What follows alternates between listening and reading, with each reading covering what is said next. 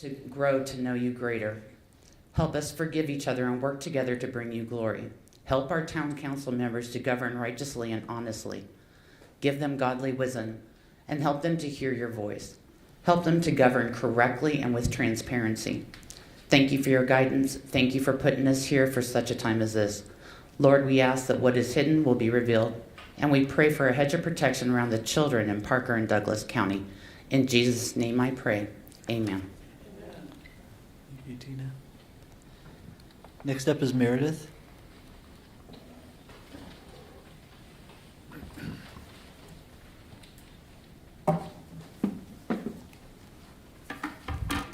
Thank you.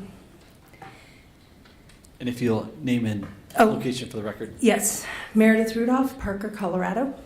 I echo what has been said before me again and again. We echo what was the cost of the security. I mean, likely it was probably $80,000, $90,000 because it's not cheap. We want to know if our town extended credit to have this paid. And did we verify that they can pay us back before extending the credit? Or is now, what if they can't pay us back? So we have people arrested and deemed to be such a threat that it didn't make the Parker tabloid on Facebook that always, it was mentioned before, that always gets mentioned when a big crime spree happens. And it's just a disgusting display and such an embarrassment that it happened in the town of Parker, our town. I want to know if the Pride Fest provided financial statements so that we could see that they could afford what credit we were extending them for the protection that we gave them. The choral requests are coming up at $600 and $700, which is exorbitant amount of fees just for answers. We want a meeting. We want answers to our questions. I know that you are stewards of our resources and our funds that are the taxpayers' funds. So I expect you to carry through with that responsibility. I was very surprised at the disdain and the contempt that we were met with at the last meeting, as if we don't have a right to be concerned citizens when children have inappropriate displays in front of them. And for parents and grandparents and community members to be concerned about that, and for prayer to be shunned, as if God should be taken out of the public square when we have such a rich history of God being in our public square and a history of prayer in America, which I will submit for you to read.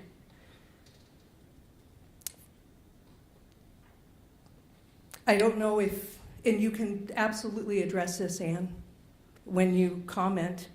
Are you suggesting that the first Thursday in May each year be disregarded in Parker? Thank you. Thank you, Meredith. Next up is Amy.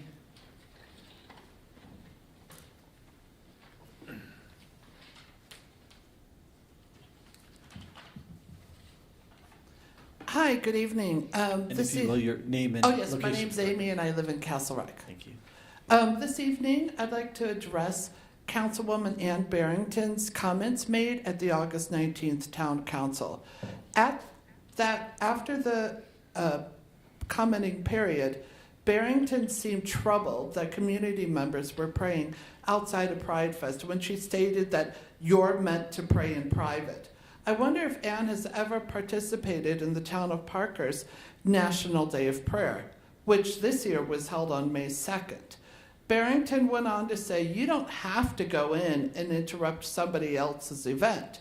Well, Ann, I'd like you to wake up and smell the coffee, because here's the deal. Tax dollars are being funneled to the organization that held Pride Fest. Tax dollars were subsidized for this event. If events are considered private, they shouldn't be using our tax dollars. Speaking of prayer, One of the things that Laura Hefta has spoken about is how she talks about the Parker Faith Town Council. I mean, should Laura Hefta refrain from speaking about that? Should she not have that right to speak about that? Should she keep that private? Speaking of Laura Hefta, I'd like to talk about her comments that she's made on Facebook regarding people that have commented about Pride Fest. Laura Hefta stated that a commenter was lying and she wasn't Laura's friend. Laura Hefta accused a commenter of attacking her when they were sharing their experiences at Pride Fest.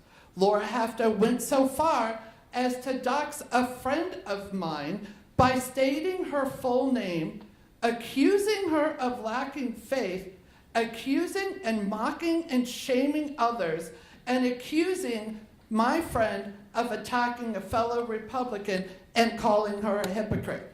Maybe you could join Hefta's Faith Council and you both can pray in private. Now I'd like to talk about Councilman Josh Rivera. At the town council meeting, he claimed that the council couldn't speak about Pride Fest. Oh no, we can't do that. Because, you know, we're councilmen, it's gotta be made public before. But he made sure to talk about those arrested at Pride Fest. It ain't private when you do that, sir. And you wanna be mayor? Wow, think about that.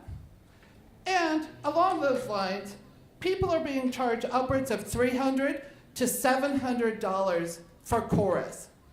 On average, to receive 2 chorus is costing taxpayers upwards of $400. What is the town hiding? Thank you and have a good evening. Thank you, Amy.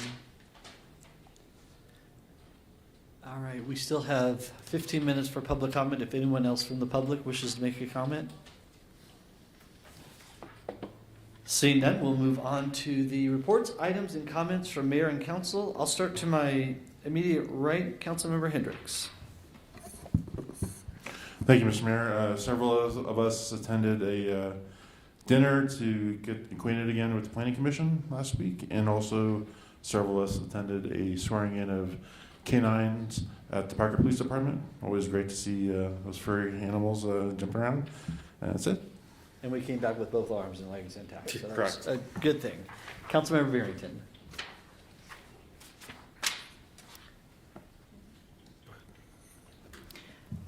I would just like to share the town's public comment again, which was, as you may be aware, during the Pride Fest event, 4 individuals were arrested by citation. The criminal proceedings will be held in the town of Parker's Municipal Court, and due to the fact that the town prosecutors will be handling these pending criminal cases, it's unethical for the town, either through the elected representatives or staff, to comment regarding the event or the pending criminal charges. Thank you. Anything else? Councilmember Barrington? Councilmember Rivera? No, the swearing in of the canine officers was outstanding. Two great dogs. A little bit of a difference. In the past, we've had sniff dogs or drug dogs. Now we have combination dogs, so there'll be apprehension dogs and drug dogs for the betterment of our community. And two great handlers, obviously Casey Cashman and Mr. Smith. I'm drawing a blank on his first name. Gordon? No, I can't. Anywho, two great officers paired with 2 great canines. And then obviously we did have a dinner with our planning commission, a great dinner, a little bit of fireworks, but we overcame it and got to sit down and chat with them for a couple hours. Other than that, it's been pretty quiet, sir. And I'm sure you'd want to mention Teddy. Oh, I'm sorry. We did swear in our facility dog. Thank you. The most important one. There's places. All right. Councilmember Dyack. Thank you very much. On the 20th, I attended the Parker Investment Advisory Committee. What that is the town has a financial advisor, Chandler Asset Management, who oversees the excess monies. We try to be fiscally responsible. We have a policy. Again, very, very low-risk investments. We have 2 citizens seated on that committee. We had our new finance director there. We had assistant town manager Michael Lawson there as well. I think he'll become more and more of a fixture. Is that right, Michael? Yes. So, we usually do that once every 6 months. So, again, always good to have citizens providing oversight and questions with the town's resources. On the 21st, I attended a DRCOG Performance and Engagement Committee meeting. We dealt with the beginning of the Executive Director's annual review, and there was discussion on a peer exchange. The Sacramento Council of Governments came to Denver to learn about what DRCOG does. DRCOG being the Denver Regional Council of Governments. There was thought that maybe we being DRCOG, should participate in something of a peer exchange. It was met rather favorably, to be determined very early stages. There was also on the 28th DRCOG Awards ceremony. With that, brought together a whole host of communities within the Denver region. But some local news, we honored Wynne Shaw. Wynne Shaw was our past president at DRCOG. She termed out and I think was unsuccessful in the mayor's race over in Lone Tree. So we honored her, and the most prestigious award that DRCOG can give out is the John V. Christensen Award. John V. Christensen was a Arapahoe County Commissioner, and this year's recipient was Karen Stewart. Karen I think, made her stamp more on the north side. I believe she was Broomfield mayor and transportation committee, so very knowledgeable in the transportation community. She was overcome with emotion, very excited, and that is all, Mayor. Councilmember Wilkes?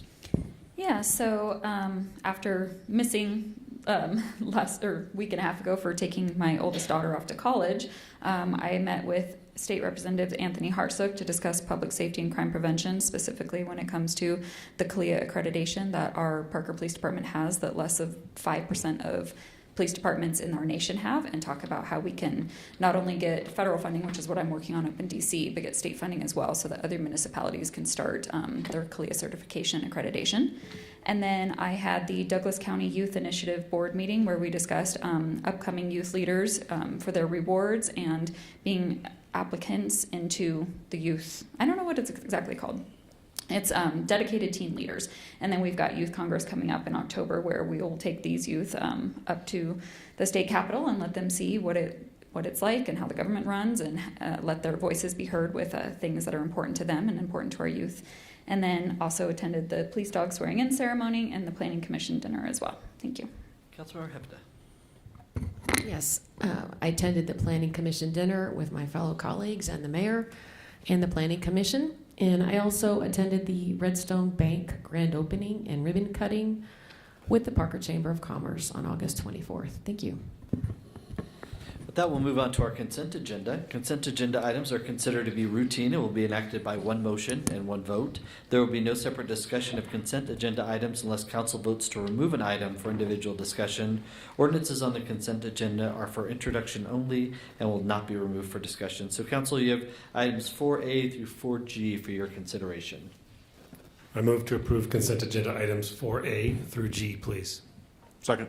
Motion is made by Rivera, seconded by Hendricks. Rivera? Aye. Barrington? Yes. Hendricks? Yes. Dyak? Yes. Wilkes? Yes. Hefta? Yes. And that passes 6-0. First of our three ordinances for tonight, ordinance number 1.289.8 on second reading, a bill for an ordinance to approve the First Amendment to the Second Amendment and restated cooperation agreement between the town of Parker, Colorado, and the Parker Authority for Reinvestment. Well, D is right there. Yep. Good evening, Mayor and Council. So this agreement has been in place in some form or fashion since 2006. We have updated it several times, most recently last summer in June 2023. This just outlines the relationship between the town of Parker and the Parker Authority for Reinvestment. The majority of the agreement stays in place, but the First Amendment to the Second Amended and Restated Agreement, and I knew Josh would smirk, is PAR is also town staff, but PAR reimburses the town the salary costs for staff. who also work for Parker Authority for Reinvestment. So the percentages have not changed in the agreement. We were just updating a staff title that had changed since last summer. The business development liaison was previously the redevelopment coordinator. So just making that cleanup change. And also with the capital projects that we do within the urban renewal areas, the second amended and restated agreement had a specific exhibit which remains but didn't allow us to make changes as projects change, as issues pop up. So this gives us a bit more flexibility to do that through budget allocations at the annual budget allocation process. So those are the two changes in the First Amendment of this agreement, and I'm happy to answer any questions. We'll start to my left. Councilmember Dyak, any questions? No, thank you, Weldy. Appreciate your work. Thank you. Councilmember Wilkes? None, thank you. Councilmember Hefta? None, thanks. Councilmember Hendricks? No questions, thanks. Councilmember Barrington? I guess just to reiterate, so really nothing has changed. This is just PAR reimburses the town for a portion of the staff salaries and benefits, Right. and then the amendment is just updating job titles. Job titles. And it's not going to change any way with how the town gets reimbursed. Correct. Thanks. Councilmember Rivera? No questions. All right, Thank with you. that, we'll open it for public comment at 7:24. Anyone from the public wishing to make comment on ordinance 1289.8? Seeing none, we'll close it at 7:24, and we'll bring it back to council for any final comments in that reverse order. Councilmember Rivera? No, good work. Good work. It's time to update. I look forward to the capital projects being a little more fluid. Yes. So well done. Councilmember Barrington? Yeah, thanks for simplifying everything. Councilmember Thank you. Hendricks? Thank you, Ellie. Councilmember Dyak? No comments. Councilmember Wilkes? Thanks always. Councilmember Hefta? Thank you. Thank you. All right, I'll entertain a motion on ordinance number 1.289.8. I move to approve ordinance .1-289.8 on second reading. Second. Motion is made by Hefta, seconded by Hendricks. Rivera? All right. Barrington? Yes. Hendricks? Yes. Dyak? Yes. Wilkes? Aye. Hefta? Yes. That passes 6-0. Thanks, Weldy. Ordinance number 9.377 on second reading, a bill for an ordinance to approve the memorandum of agreement between the Regional Transportation District and the Town of Parker regarding the Lincoln Avenue widening project. Mr. Burke, as usual. But it's not about acquisitions tonight, right? We'll get back on topic here. All right, all right. Well, good evening, Mayor and Council. Tonight, this ordinance is a memorandum of agreement between Regional Transportation District and the Town of Parker. The vicinity map shown here, just showing the location of that parcel. So this is in the northwest corner of Lincoln and Jordan. It is the RTD Park and Ride Station. We do have a right-of-way acquisition shown in red. And the blue area is labeled as a temporary construction easement, but that will actually be done as a right of entry agreement between RTD and the contractor. But that's included in this memorandum of agreement that RTD will grant that access easement or access agreement. So background on these: in July 2023, Town Council approved the ordinance for staff to proceed with good faith negotiations with the affected property owners along the corridor. There are 25 individual property owners. And to date, we have signed agreements from 20 of those. We have 3 that are commercial properties that are outstanding, and we have Douglas County and Stonegate Village Metro District also outstanding. There's a quick list of ordinances that have been approved since April 15th through August 5th.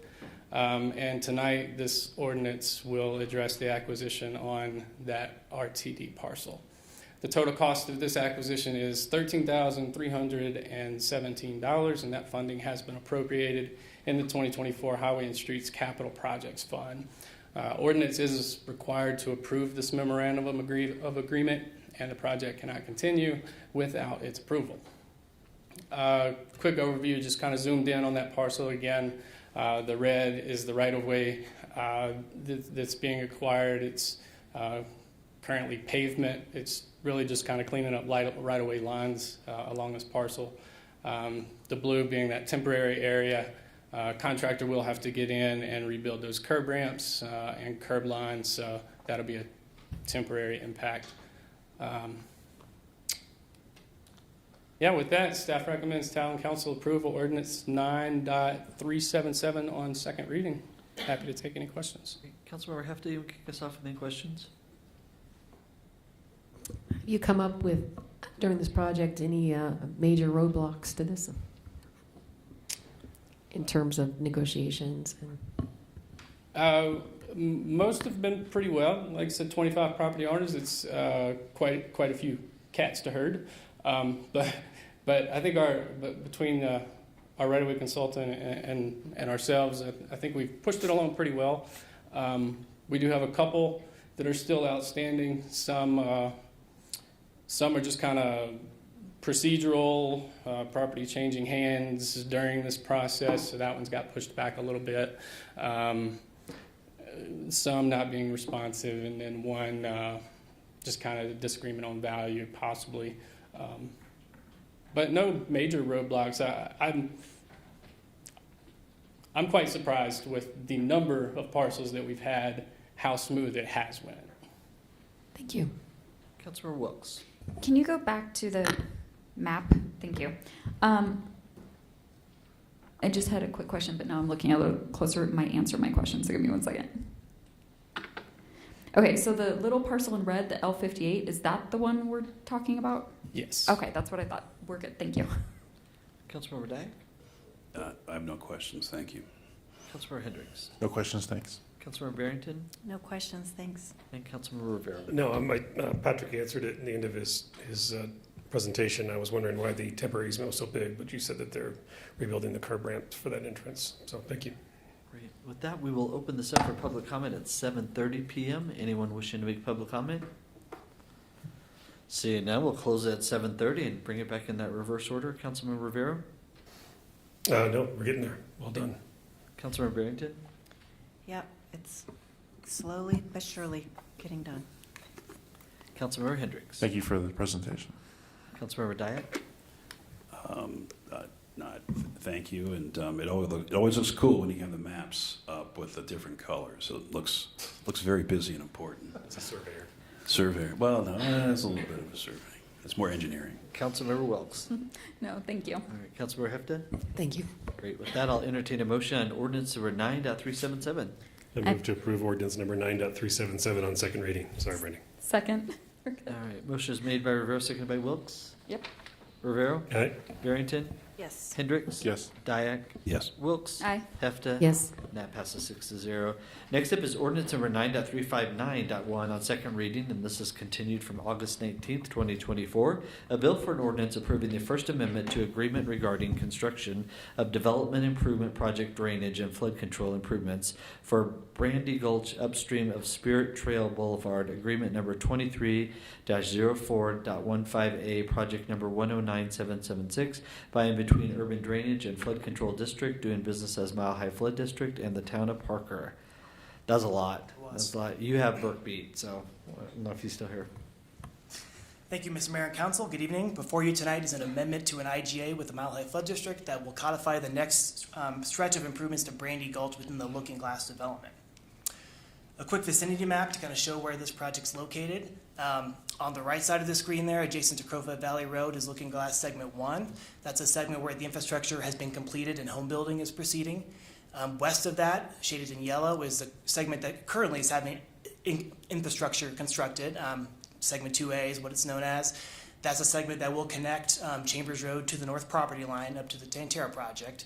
With that master infrastructure is actually two different reaches of stabilization improvements to Brandy Gulch. You can see them labeled there. One we call Lower Brandy Gulch. It's downstream of Chambers Road. The other one is Upper Brandy Gulch, which is proposed and the one we're discussing tonight. So just some quick details about the project, why we're doing it in the first place. The town's storm drainage criteria does require developers to construct stabilization improvements to major drainage ways that are located on or adjacent to their property. So that's why they're obligated to fund these Brandy Gulch stabilization improvements. As most of our developer stream projects are, this is proposed as what's called a development improvement project with the flood district. That's, as a reminder, that's the arrangement where the developer funds 100% of the design and construction costs, but the Mile High Flood District actually constructs the improvements through one of their preferred contractors with a lot of stream building experience. And that's what this amendment to the IGA is for tonight. There is an existing IGA that we've brought before you previously, that was the funding for Lower Brandy Gulch. The Flood District likes to keep it all together in one IGA, so this will amend that agreement to bring in the funding for Upper Brandy Gulch. And the developer is obligated to provide this funding to us through a recorded subdivision improvement agreement. A few technical details about this reach. This is a little bit different than some of the other reaches we've had out there in Looking Glass and Tan-Tara. This is a very steep section of a channel. It actually has 126 feet of vertical drop over about 3,300 feet in length. So due to that, really stabilization was the main goal with this. You won't see the typical drop structures that we have on flatter streams.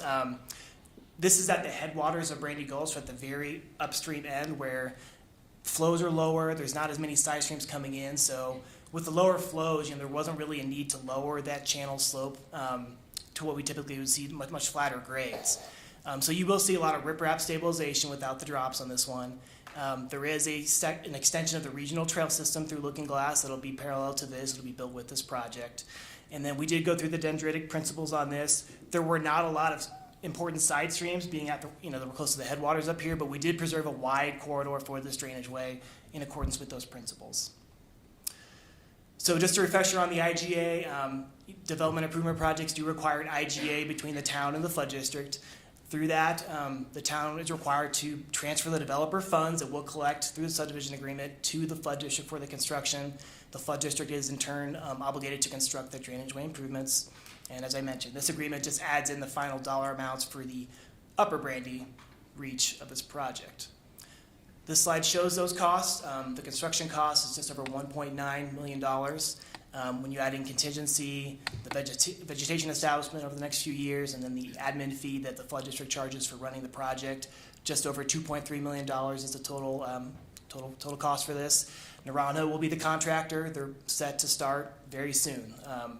The developer has actually done the rough grading to prepare the channel, so it's ready for Naranjo whenever we are ready for them. So with that, staff does recommend approval of the ordinance 9.359.1, and I'm happy to answer any questions. Thank you. Councilmember Rivera, you want to kick us off on questions? Yes, thank you. So that is quite a fall, and so our not a high flow, but we are adding impervious surface, so we could create volumes and velocities. So are we going to meander it, or how are we going to control it? Okay. Yeah, so there is some minor meandering proposed, but I will say there is detention provided upstream of all, between all developments and this stream. So this stream will only receive historic flow rates Okay. from the developments. Oh, outstanding. All right. No, thank you. That answers it. Councilmember Barrington? No questions, but thank you. All right. Councilmember Hendricks?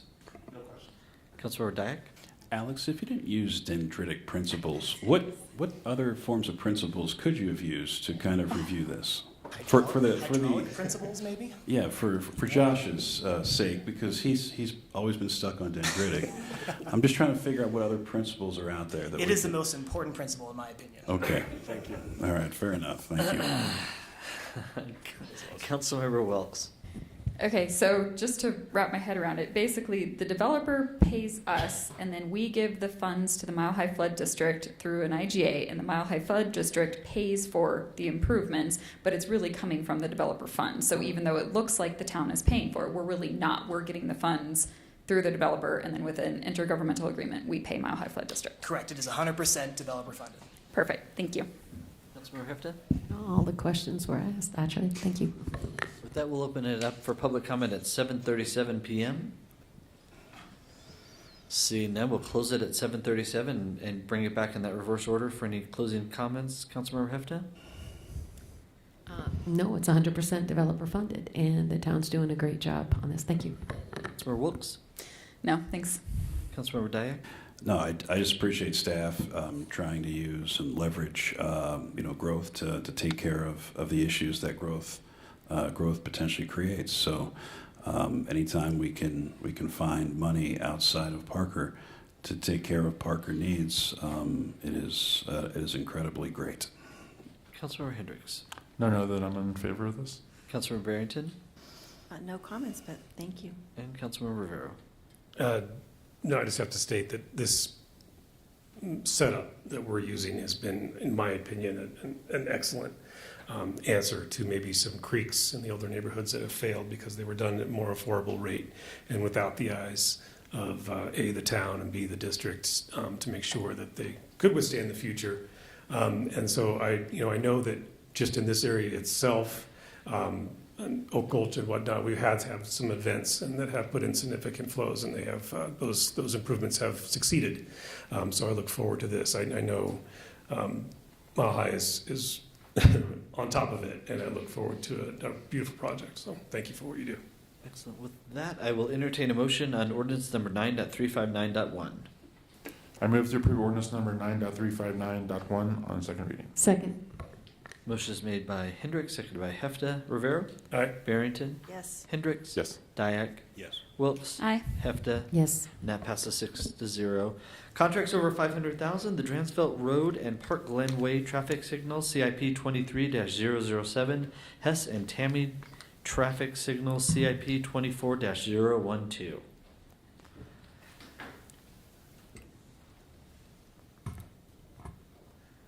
Evening, Mayor and Council. Here to present contracts over $500,000. Dransfeld Park Glen, Hess and Tammy combined project, CIP 23007 and CIP 24012 traffic signals.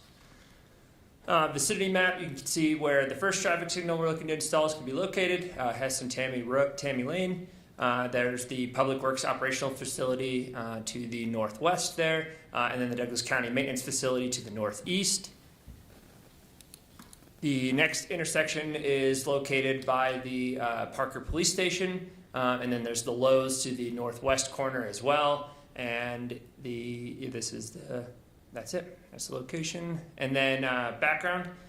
So on June 3rd, 2024, Council approved an IGA with Douglas County for the contributions of funding to the Hess and Tammy traffic signal. Douglas County is funding $200,000 of the signal construction. And then several MUTCD warrant studies were conducted in the past. And in 2023, both intersections met minimum federal requirements. And then town staff engaged an engineer at the end of 2023 to design both traffic signals. So the bidding process took place. We advertised the project on July 30th, 2024, publicly opened bids on August 21st of this year. We received 3 bids ranging from around $900,000 to $1 million. And then the lowest responsible bidder was Dyna Electric Company of Colorado. Dyna Electric Company is in the process of completing a traffic signal improvement as a subcontractor on a town project with good results.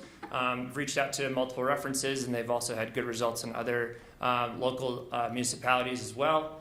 And to compress the construction schedule, the town is purchasing and furnishing the signal poles for the project at a cost of $167,704, which you approved on consent agenda earlier tonight. And then that is not included in this contract amount. Staff recommends the award of the construction contract. And any questions? Councilor Dyak, you want to kick us off on questions? I was going to do a comment, Mayor, but I will reserve that for the comment section. Councilor Wilkes. No questions, thank you. Councilor Hefta. Yeah, just how long has this issue been on Public Works and Engineering's radar for this traffic signal area? I'll defer that to Tom. I believe Thanks, Tom. It's got a pretty long history. That I always like to know the before history. my time. So both of these intersections have been on our radar for quite some time. We've had kind of a rash of accidents at the intersection of Park Glen and Dransfeld over the past 3 to 4 years. And basically that is the warrant that is being met for the signal at that intersection, in large part due to the number of accidents we've had there. For whatever reason, we don't know why from an engineering perspective, but people get very impatient trying to turn left or right onto Dransfeld Road or cross that intersection, and there's been a lot of accidents. So this traffic signal will go a long ways to prevent those accidents from occurring. The Hess Road, Tammy Lane intersection, that's been on our radar for quite some time as well. What's really triggering that traffic signal beyond just the warrants that were met through MUTCD is the fact that Tammy Lane is now going to be extended to the south there as part of the Tantera development. They're actually in the process of building the bridge over Oak Gulch, and extending that roadway to the south. And so that section of roadway probably will be open within the next year for sure, if not sooner. And that, in addition to all the heavy truck traffic that's coming off of the Public Works Operations Center and Douglas County's Operations Center, really is driving the need for that traffic signal. Thank you, Tom. Sure. Member Hendricks? No questions, thank you. Councilmember Barrington? Again, we don't just approve a traffic signal because somebody says we need one. There's so much research that goes into this, and it's something that we take very seriously, right? That's correct, yes. Thank you. Councilmember Rivera? Obviously the one by the police station. The Tammy Lane one, just an odd question, but we now have an acceleration lane for the trucks heading eastbound. Does that shift and turn into a left turn lane on South Tammy Lane? Yes, I believe that gets converted into a turn lane as well. We're still, Yes, that will be converted into because it'll be westbound to southbound turn lane at that intersection. Okay. Thank you, that's it. That will open it for public comment at 7:44 p.m. Anyone from the public? Seeing none, we'll close it at 7:44. And Councilmember Dyak, I know you have a comment on this, so we'll start you off with comments. Yeah, I think Tom kind of surmised this stuff. I mean, two signals, you take a look, it's almost $1 million. Signals have gone up dramatically like everything else. Over the past 12 years before I started, I think it was $200,000 to $250,000 a signal. Again, this is a process, as Councilmember Barrington indicated, that very process-driven.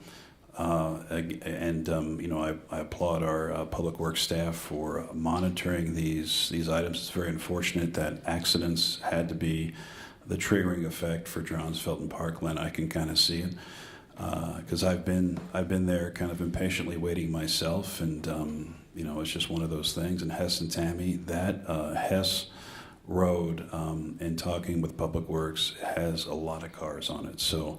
I'm surprised it has lasted this long, but appreciate the efforts, and I am supportive of this item. Councilmember Wilkes?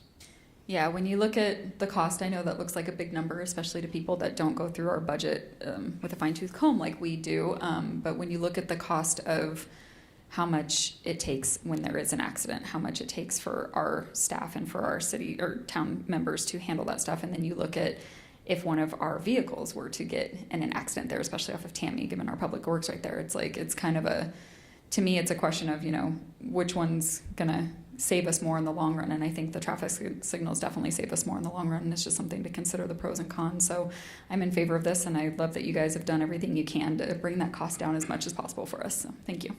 Councilmember Hefta? Thank you, Tom, for your presentation, and you as well, Nathan. I appreciate the safety aspects of this as well, as our town continues to grow in population at a steady rate, and you're being proactive to handle these matters as the growth continues. So thank you. Councilmember Hendricks? I agree, great additions to the town, thank you. Councilmember Barrington? No, thank you. And Councilmember Rivera? Yeah, thank you, Nathan and Tom, for the answers. As we know, we're lighting Parkland and Parker Road, which is going to make, I believe, probably traffic counts go even up higher at the impatient intersection. So I definitely look forward to that one. And then Tammy Lane, I obviously for our trucks and Doug Co's trucks, but also our neighbors in Cherokee Highlands. They've patiently lived there in peace and harmony, and now they've got a 4-lane road that they need to. If they probably don't even head east anymore because it's just crazy to try to cross that. So I look forward to that light just for our neighbors there. So well done. All right, with that, I'll entertain a motion on the contract over $500,000 covering CIP 23007 and CIP 24012. I move. To approve staff recommendation as part of the regular agenda. Second. Motion is made by Barrington, seconded by Rivera. Rivera? Aye. Yes. Barrington? Hendricks? Yes. Dyak? Yes. Wilkes? Aye. Hefta? Yes. And that passes 6-0. With no other business before the Parker Town Council, we will adjourn to our Parker Authority for Reinvestment at 7:48 p.m.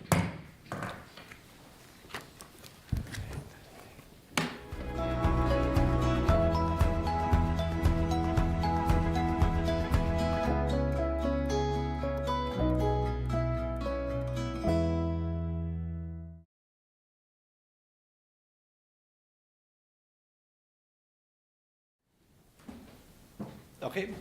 Madam Town Clerk, are you ready? Yeah. All right. We will call to order the Parker Authority for Reinvestment for September 3rd, 2024 at 7:48 p.m. All board members are present. First item of the agenda is the approval of minutes from the June 3rd, 2024 meeting. Is there a motion, board? Sorry, I move to approve the minutes from, what was the date on the board meeting? June 3rd. June 3rd. Second. Motion is made by Board Member Wilks, seconded by Board Member Hendricks. Rivero? Aye. Barrington? Yes. Hendricks? Yes. Dyak? Yes. Wilks? Aye. Hefta? Yes. And that passes 6-0. Public comment, there's a 3-minute limit with no action being taken. Is there any comments for the Parker Authority for Reinvestment? Seeing none, we'll move on to resolutions. Our first resolution of the night is resolution number 2024-03, a resolution to approve the First Amendment to Second Amended and Restated Cooperation Agreement between the Town of Parker, Colorado and the Parker Authority for Reinvestment. I think I've said that once tonight, like in the opposite way though. Okay.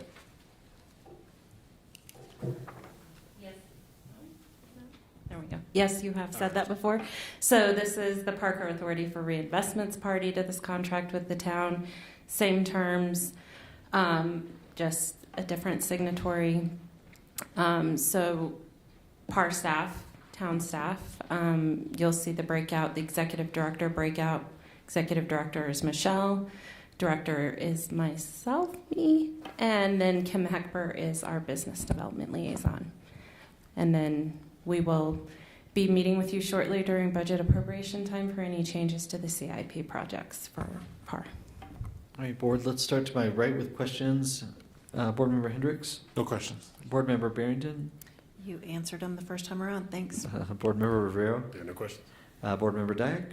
Nothing, thank you. Board Member Wilks? Oh, thank you. And Board Member Hefta. Nothing, thank you. All right, with that, we'll open it up for public comments at 7:50 p.m. Seeing none, we'll close it at 7:50 p.m. and bring it back to the board for any final comments, starting with Board Member Hefta. Thank you, Weldy. Board Member Wilks? No, thank you. I like that you add the financial impact that, all the budget allocations remain unchanged. So thank you for that. And Board Member Dyak.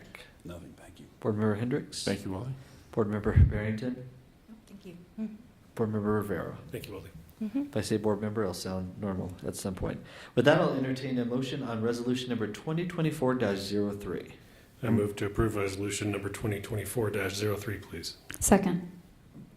The motion was made by Rivero, seconded by Wilks. Rivero? Aye. Barrington? Yes. Hendricks? Yes. Dyak? Yes. Wilks? Aye. Hefta? Yes. And that passes 6-0. Our last resolution is resolution number 2024-04, a resolution to approve the assignment and assumption agreement, Roth-Lang Engineering Group agreement between the Town of Parker, Colorado and the Parker Authority for Reinvestment. So this agreement was on the consent agenda for the town. PAR entered into an agreement with Roth Engineering Group for the engineering design services for Beckett Drive. Those funds for that project, as it's proceeded, have been transferred to the town, so the remaining obligation of the contract needs to be transferred to the town because they now have all the funds for the CIP project to finalize the design. So we'll start with to my left, Board Member Dyak. I have no questions on this. Board Member Wilks. No questions, thank you. Board Member Hefta. No questions. Board Member Hendricks. No questions. Board Member Barrington. I have no questions. And Board Member Rivero. Nope. All right, with that, I'll open up public comment at 7:52 p.m. Anyone from the public? Seeing none, we'll close it at 7:52. Bring it back in that reverse order, starting with Board Member Rivero for any final comments. No comments. Board Member Barrington. No comments. Board Member Hendricks. I'm good. Board Member Dyak. Nothing, thank you. Board Member Wilks. No, thank And you. Board Member Hefta. Nothing, thank you. All right, I'll entertain a motion on resolution number 2024-04. I move to approve resolution number 2024-04 Second. on second reading. Who wants it? I'll second. Okay. Motion is made by Wilks, seconded by Barrington. Rivero? Aye. Yes. Barrington? Hendricks? Dyak? Wilks? Aye. Hefta? Yes. That passes 6-0 with no other business. you. The Parker Authority for Reinvestment is adjourned.